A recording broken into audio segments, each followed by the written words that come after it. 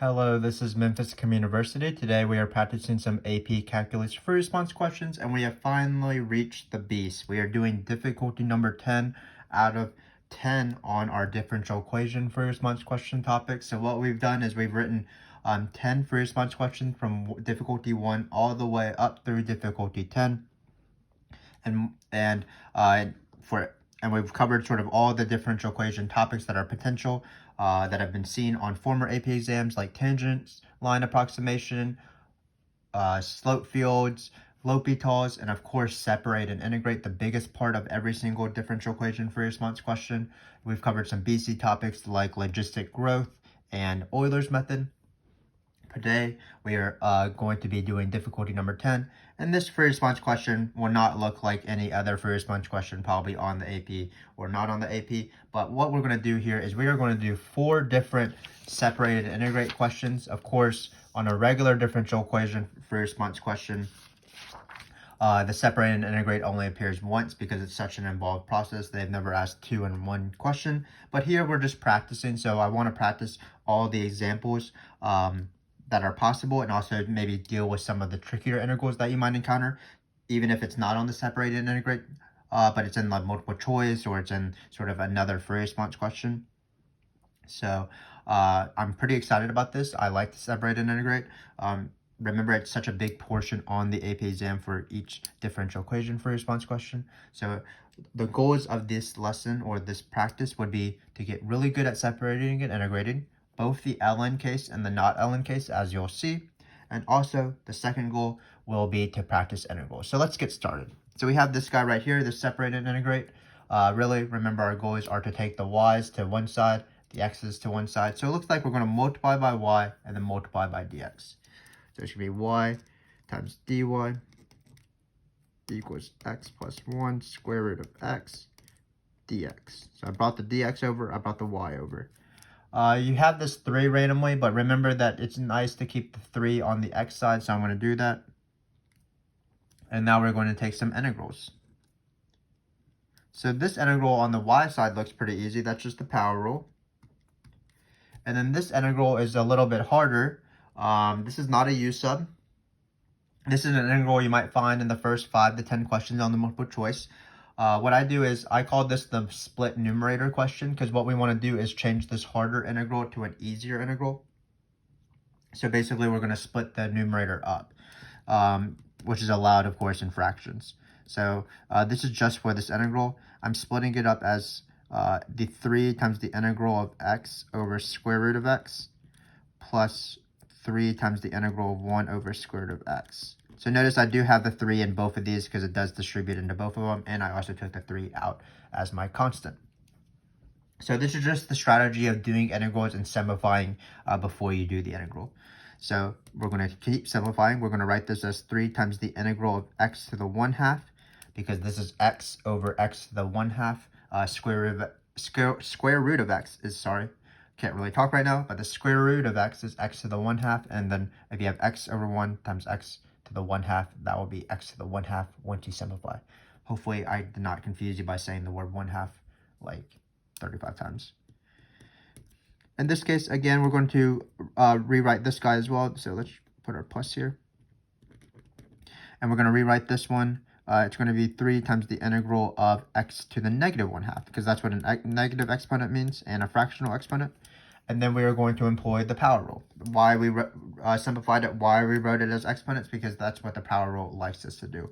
So in this case, what we're going to get is we're going to get 3 times x to the new power, which will be 1/2 plus 1. So that's going to be 3/2. And then you flip always the new exponent in the front, so it's going to be times 2/3. And these 3's will cancel, which is not the worst thing in the world. Then we're going to employ the power rule on this as well. So we're going to take x to the negative 1/2. We're going to add 1. So it's going to be x to the 1/2 now. And then we are going to flip the new exponent, multiply by the reciprocal of this, which is times 2. So it'll be 6 in the front, because there's this 3 right here. And this is the integral. Not the worst integral in the world. So let's rewrite it right here. So this was the separate. And then again, in this video, you'll see perhaps that the integrals are going to be a little bit harder than normal, because again, we're practicing integrals and separating and integrating in the same video. what fun stuff. So let's take this. We're going to take out the 3. So it's going to be 2x to the 3 halves plus 6x to the 1 half. I forgot my x. Plus c, of course. The plus c is super important. It is basically half of these points on the AP exam.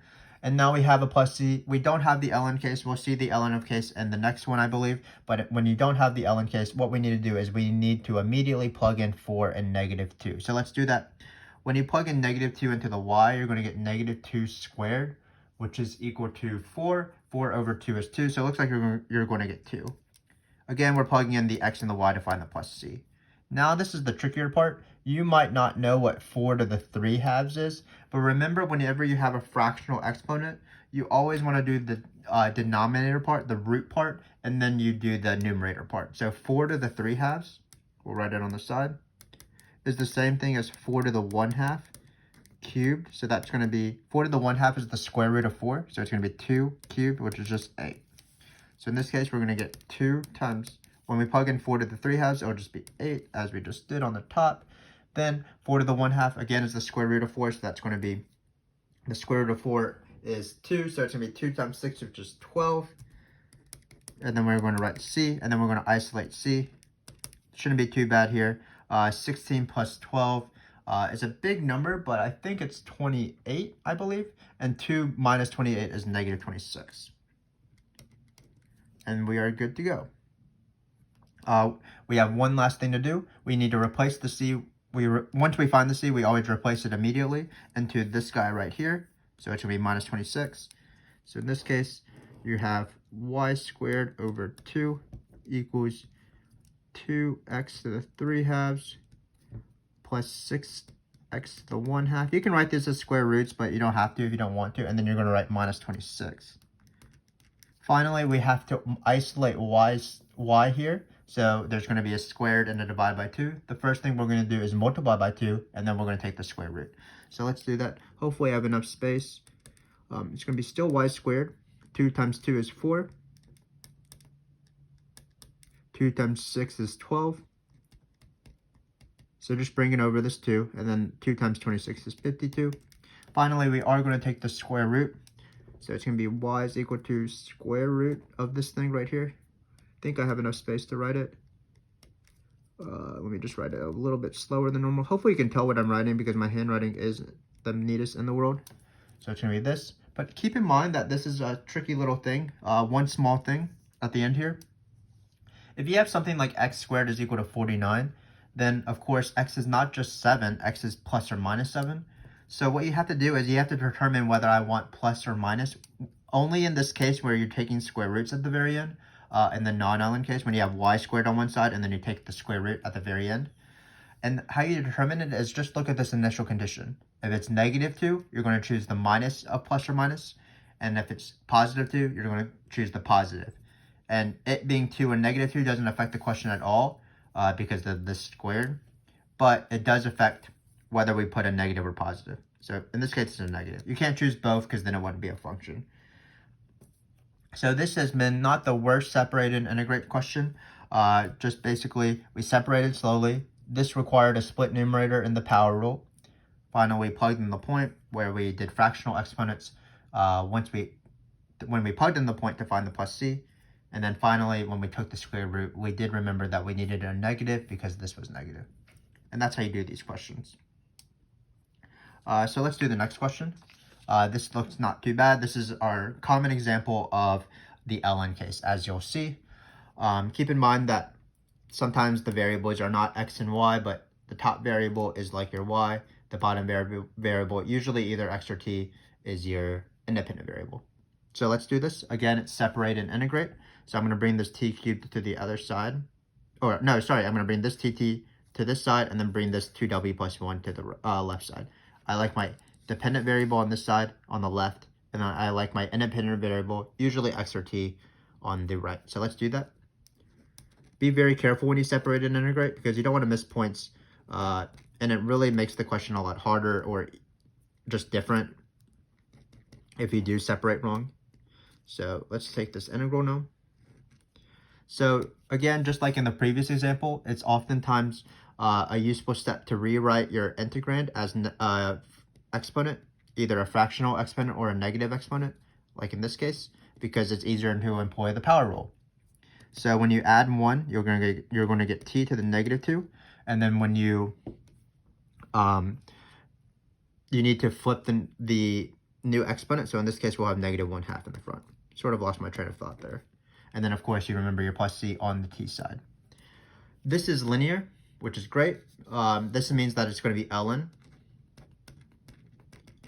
But keep in mind that it is ln, but because the derivative of this inside function, which is 2w plus 1, is not just 1, it is going to be 2. We do have to account for that, and that is basically doing a reverse chain rule or doing a u substitution.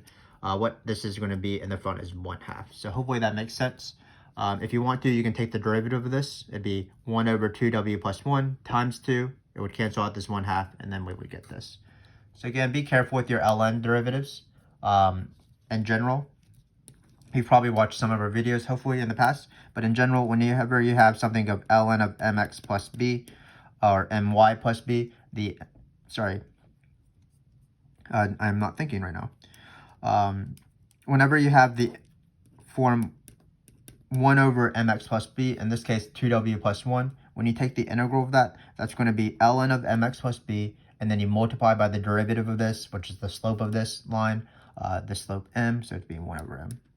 So that's how we got this 1/2 here, because in this case, the slope is 2. So this is the famous ln case that we refer to quite a bit often in our videos. Difficulty number 3 had one, difficulty number 4 had one, I believe. So what we're going to try to do is, instead of trying to solve for c, which will involve an ln, we're going to transform what the constant will look like, and we're going to try to solve for a instead, and you'll see what a is.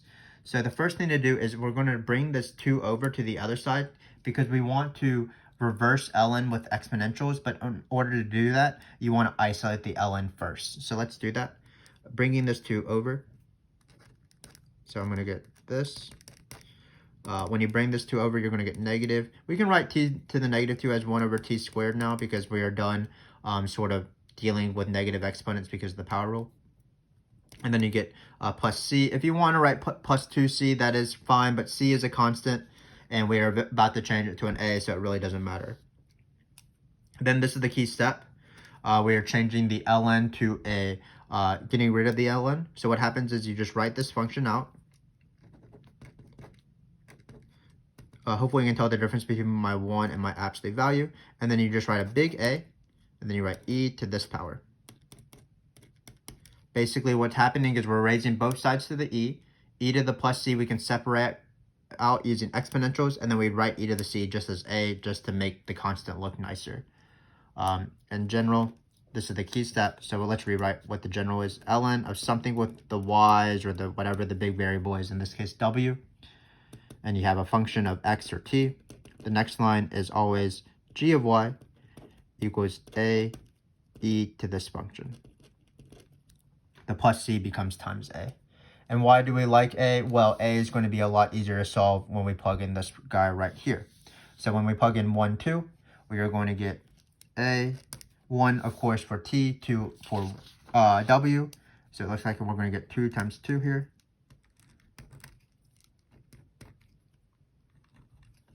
And then we're going to get e to the negative 1, I believe, because we're plugging in 1 for t. So it'll be 1 squared, which is 1. 1 over 1, of course, is 1. So it looks like this is going to be 5 in the end. 4 plus 1 is 5. So a is going to be 5 times e, because this is a over e. So we just bring it over. So it's going to be a is equal to 5e, which is fine. Perfectly valid answer. And then finally, we're going to isolate w. So I'm going to put it in this little box right here. Hopefully we can do it in this box. My pen is not working perfectly well right now. Let me try to shake it up a little bit. So what we're going to do is we're going to have 2w plus 1. We replace the a immediately with what we found, just like when we were solving for c, we replaced the plus c. I think it was negative 26 somewhere. Yes, and then we replaced it immediately. So what we get is we get 5e to the 5e, because that's what a is, and then e to the negative 1 over t squared. So So we'll write a dot here. You can combine these if you know how to use negative exponents, but you don't really have to. And then how do you isolate w? Well, we're going to subtract 1 and divide by 2. So it's going to be w equals this thing right here. I don't know why I'm writing it in such a small space, but now that I've started, I can't stop. So it's going to be this minus 1, all of that divided by 2. And let's squeeze that little 2 in the end. So hopefully this made some sense. This is a very common example of ln. So what we did is we separated first.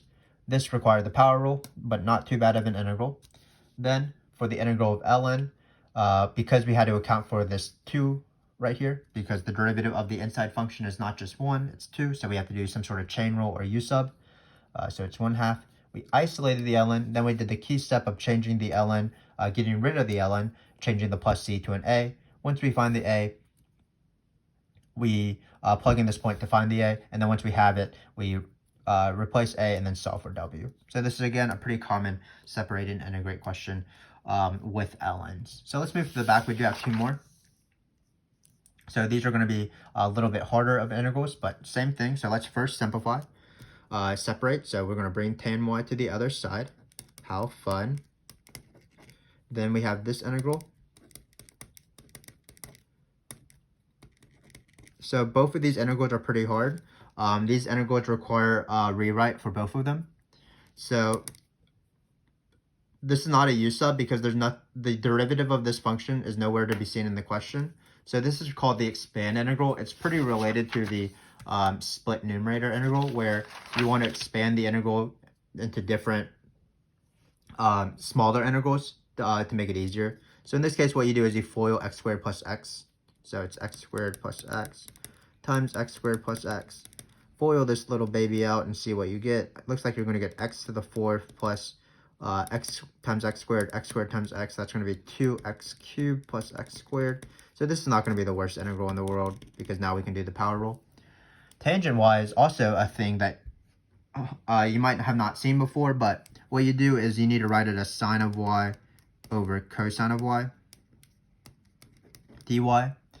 Then you choose, it's a u sub because there's an inside function here, but you have to choose whether you want your u to be sine or cosine. What I'm going to argue is that it's going to be cosine, because if u is equal to cosine, that means that the derivative will be in the top, so your du will be in the top, and you never want your du to be in the bottom. So we'll do that work right here. U is equal to sine y. Du is equal to not negative cosine y, just cosine y. Don't know my integrals. Great. So then, sorry, I don't know what I'm saying. We chose u for cosine y. That's why I was confused. U is equal to cosine y. This is wrong because then your du would be in the denominator, which is never the case. So u is equal to cosine y. Du is equal to minus sine y dy. Let's change this integral to u's. So let's persevere. Replace this cosine of y with u. Replace sine of y dy with negative du. Take the integral, which is ln. This integral we can take now. Let's first replace the u with negative cosine. This is the same thing as actually ln of secant, because there's a rule where for log properties you can bring this negative to the top. So you get cosine of -1, and cosine to the -1 is secant. But I'm going to leave it like this because I like it like this. This integral is going to be easier. It's going to be x to the 5th over 5 with the power rule, plus x to the 4th over 2, because because you flip the new exponent, it's 1/4 times 2, and then finally it's x cubed over 3 plus c. Remember your plus c, of course. Looks like we have the ln case again. So the first thing I'm going to do, I'm going to bring my work to the top, which is not the way to do it. Be better than me. But you have ln of cosine of y. I want to do the e thing. I want to change the plus c to an a, but I want to account for this negative right here. So I'm going to bring it to the other side to isolate the ln. So I get this. Everything is negated. You can negate the plus c if you want, but we're about to change it to an a, so it really doesn't matter. What happens is you write cosine of y equals a e to all of this stuff. and then the plus c becomes an a. So let me write it hopefully kind of small here. Great. And now, oh, this is a bad number in terms of the a, but whatever. I think we will survive. Should we change the initial condition or no? I don't think that's necessary. So when you have this form, when you change the plus c to an a, hopefully you can read that. What we did is we just raised e to that power. E to the plus c becomes an a. Cosine of y, the ln we got rid of. Then we're going to plug in 0, 2 here. So when you plug in 0 here, notice all of this goes away, so you have e to the 0. On the left side, you're going to get cosine of 2, which I do not know. So we're just going to write a is equal to cosine of 2. Being very bad with how small my work is, but hopefully you can tell. Then finally, we are going to replace cosine of 2 with a, and then we're going to take the inverse cosine, and that'll be the answer. So let's do that in one step, so we can all write it at the same time. So it's cosine of -1, cosine of 2, because that was what a is, cosine of, not cosine of a, cosine of 2, because cosine of 2 is a constant, that's valid. And then we have e to this crazy polynomial here. So again, a hard separate and integrate just because we were making the integrals a little bit trickier for us, for a little bit of a challenge. You would close these parentheses. Especially this tan of y. You just have to know that the integral of tan of y is found by changing tan of y to be sine over cosine.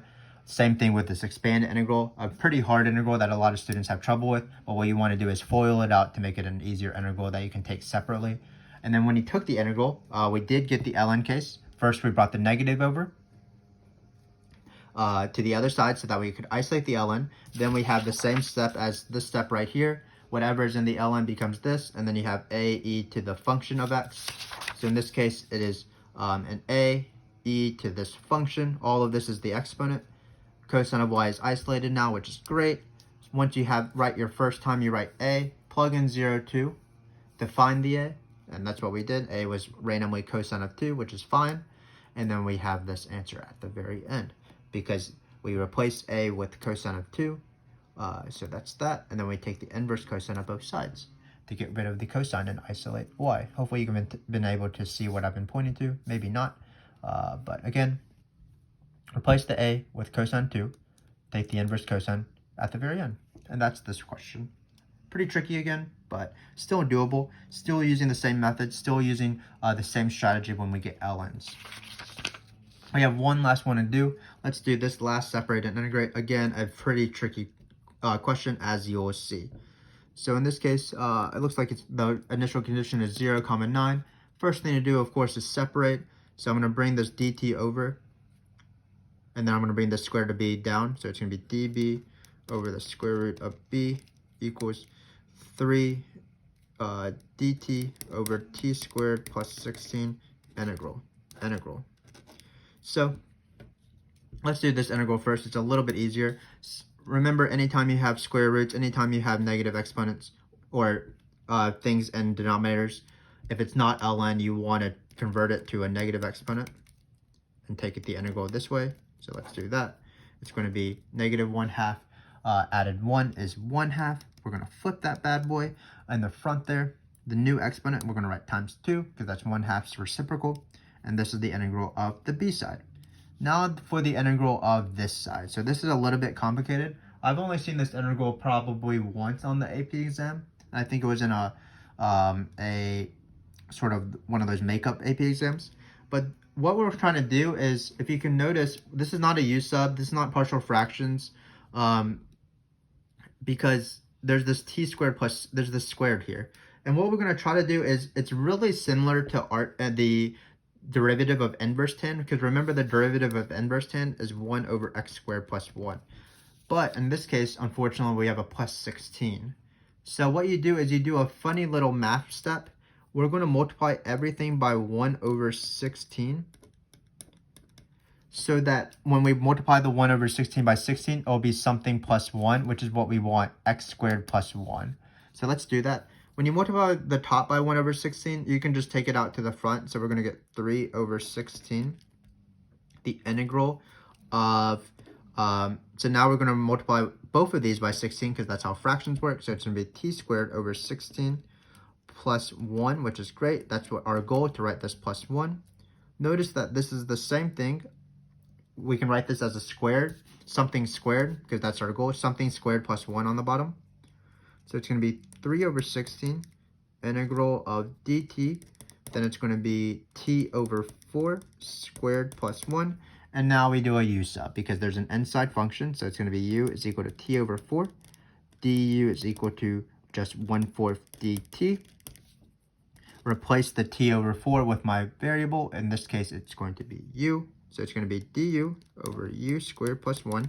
And then we're going to multiply by 4. Actually, usually in u subs, you like multiply by 1/2 or 1/3. Like the integral of sine of 2x is 1/2 negative 1/2 cosine of 2x. We multiply by 1/2. But in this case, because this u sub has a fraction already, we're going to multiply by 4 actually. So we're going to have 3 times 4 over 16. This, of course, is 3 over 4. So we're going to get 3 over 4 tan of negative 1 of u. This has been the goal from the very beginning, to try to write this guy right here as something of the form something squared plus 1, because then it's inverse tan. So we got u squared plus 1. That's great. Inverse tan. And then finally, we're going to replace the inverse tan u with what it is. So in this case, it is going to be 3/4 tan negative 1 of t over 4 plus c. And perhaps your teachers have made you required you to memorize the inverse tan as this rule, where you're not actually memorizing the inverse tan rule, you're memorizing the 1 over x squared plus a rule, a squared. But this is the derivation. It is a u sub. It hasn't appeared very often, at least on the free response question, but this is just how it works. So in this case, we're going to replace this integral with this guy right here. So it's going to be 3/4 inverse tan of t over 4 plus c. Now we are almost done, friends. We can do it. Let's finish strong. So notice there's no ln, just unlike this question where there were ln's. So we're not going to change the plus c to an a. We're just going to immediately plug in 0 and 9. 9 to the 1/2 is the same thing as the square root of 9. So that's going to be 2 times 3, which is 6, equals 3/4. Hopefully my pen doesn't die as we're crossing the finish line. That would be sad. When we plug in 0 here, inverse tan of 0 over 4 is the same thing as the inverse tan of 0. And inverse tan of 0 is 0 because the tangent of 0 is 0. So this is just going to be times 0 plus c. So finally, c is going to be equal to 6. Come on, pen, you can do this. So this is c equals 6. Now we're going to place the plus c with a 6. Anytime you find the c or the a, you replace it immediately. So you're going to get this plus c is going to be a 6. We're going to try to isolate b, and that's going to be done in 2 steps, but I'm just going to write it once. We're going to divide by 2 and then square. So it's going to be b is equal to 3/4 tan negative 1 of t over 4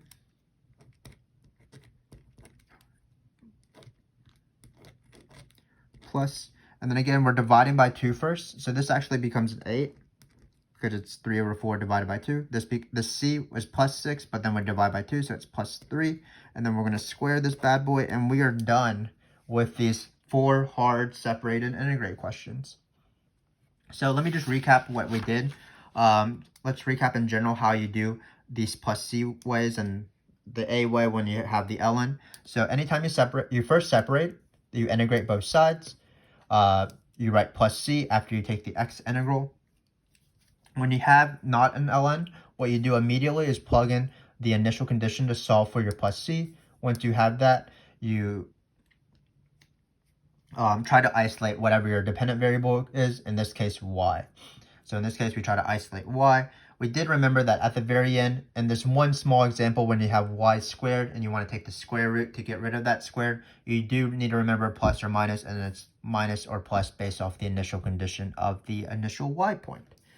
When you have an ln case, after you separate and integrate, what you want to do is you want to multiply. First isolate the ln. So in this case, it required us to multiply by 2. Then you follow this rule where you have ln of something equals the function plus x. You just write that something, change the plus c to an a, e to that thing. So in this case, it becomes 2w plus 1 ae to this thing right here. And this is the same thing with, even if the ln's a little bit crazier. Notice we first isolated the ln, then did the ae to that thing step. And the second goal of this video was to practice pretty hard integrals. This integral right here was the split numerator because you want to split this guy up into two different integrals, rewrite it a little bit with negative exponents or exponents in general, and then take the integral using power rule. Here we had the common example where it's not, the integral of a fraction is not always ln. When it is linear, it is ln, but just keep in mind you do need to multiply by the derivative of the inside function. So because it's a line, it's just mx plus b, so you always want to multiply by 1 over m. This integral, it was pretty difficult. This is the expand integral, similar to the split numerator integral, where you want to change a harder integral to a series of easier integrals, or the sum of 3 easier integrals in this case. Then the integral of tan y, there's just no way to do it without knowing that it's a u sub, where the u is the bottom thing and not the top. Finally, we had this fun integral right here as well, which again, we want to go for inverse tangent, and it is nice to know that it is a u sub. You have to do a little bit of math tricks here and there to actually find this integral. Probably not going to be on the AP exam, but it's always nice to have a challenge. So thanks again for joining me. This has been not only this video, but all the way from difficulty 1 through 10. If you have joined me watching all the videos, I do applaud you for your support of our channel. Hopefully this has been very useful for you. You've been able to sort of dominate and master your knowledge of differential equation FRQs on the AP exam. What I would stress, of course, is just know how to separate and integrate. All the other stuff, tangent line approximation, slope fields, L'Hopital's, Rellman or Max's, those are the smaller portion of the exam, which is obviously important to practice, along with Euler's method and logistic growth for BC. But separating and integrating both the non-ln case and the ln case is just so important, and it will help you out. And when you see that differential equation for it, potentially number 6 on the AB exam, the last math thing you ever do, you'll be confident, I can do this. This is separate and integrate. I've done this a bunch of times. Let me show you how incredible I am. So again, thanks again for joining us. Differential equation is the last AB FRQ, but we do have this series for every single free response question topic. So even if you're an AB, you can check out our AB multiple choice like free response questions from difficulty 1 through 10. Those are the more miscellaneous free response questions. And if you're in BC, of course, you can check out the equivalent BC multiple choice like questions going from 1 to 10 of miscellaneous BC questions, which involve partial fractions and integration by parts and series tests and things like that. And of course, if you're in BC, continue on watching our polar free response questions, our parametric free response questions, and our Taylor series free response questions, the beast of the AP exam. So I'm going to go though. Hopefully this has been helpful. We have so many videos on this channel just to help you guys out. We really want you guys to succeed. And this has been the differential equation free response question, one of my favorites on the AP exam. Hopefully you have improved along this journey, and I wish you good luck if you are going to be taking a differential equation test in the future or on the AP exam. I am supremely confident in all of you. Thanks again for watching.